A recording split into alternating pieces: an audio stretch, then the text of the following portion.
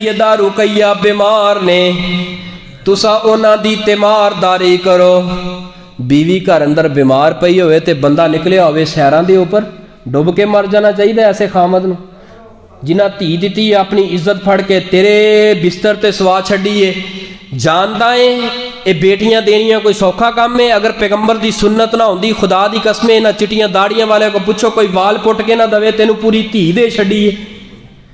उस धी नूं अज दुख आया, उन्होंने तकलीफ आई है तो आ फोन करना है अपने सहुरिਆਂ नूं आके लै जाओ, इन्हें तो दुख साढ़े वास्ते ही रखे है।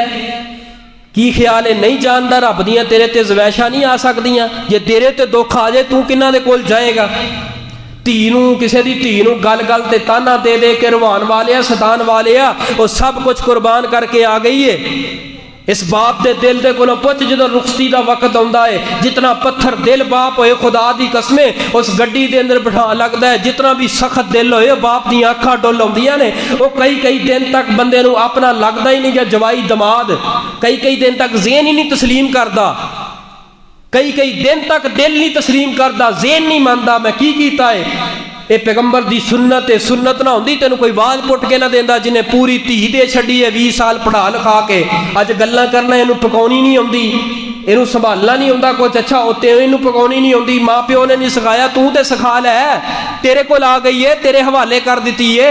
याद रखिए माँ बाप ने इज्जत अपनी, ये बाप ने भरावां ने भैनां ने इज्जत फड़ के तेरे घर दे अंदर तेरे वेड़े अंदर बिठा छड़ी है। कभी भी यह गल ना करें बीवी बीमार हो जाए, दुख जिन्ना मर्जी आ जाए, हाँ हाँ मेरे जोगा रखिया दुख, कदी ताना ना दई, कदी ताना ना दई। खुदा दी कसमें किन्ने बाप वेखे ने, किन्ने वाले दैन इस टाइम नहीं वेखे ने आ साडे मुआशरे दे अंदर। जिन्नी दी देर तक धी सही है, सुखी है, ठीक है, सेहतमंद है, बीमार हो जाती है तो चुक के आप घर लैके आउंदे ने। दित्ती उधर जनाजे फिर इधरों उठ रहे ने। खुदारा इन्हां धीआं दे नाल बुरा सलूक ना करो। आसमान किते हो ना वे, आसमान तो रब दा अजाब ही ना आ जाए। जितना जुल्म हो रहा औरतां दे नाल, औरत नूं पैर दी जुत्ती दे बराबर समझिया जा रहा है। ये पैर दी जुत्ती दे बराबर नहीं, ये तेरा लिबास है, लिबास। ए कपड़े उतर जान ते मैं बिल्कुल बेइज्जत हो जावांगा। ए बीवी तेरा लिबास है, ये चाहे तो तेनू एक मिनट के अंदर इतना बेइज्जत करे तू जिंदगी भर जीन जोगा ना रहे। खुदा दी कसम इस औरत का हौसला है, इस औरत का सबर है, सब कुछ ढिड अंदर पा के बैठी है। इस बीवी का लिबास खामद है, और बीवियां नूं भी चाहिए खामद की इज्जत करन, एहतराम करन। ये तेरे सिर का ताज है, इस तो बगैर तू पाई दी नहीं। ये तेरी इज्जत है, मुकाम है, शोहरत है, सब कुछ है। फरमाया उस्मान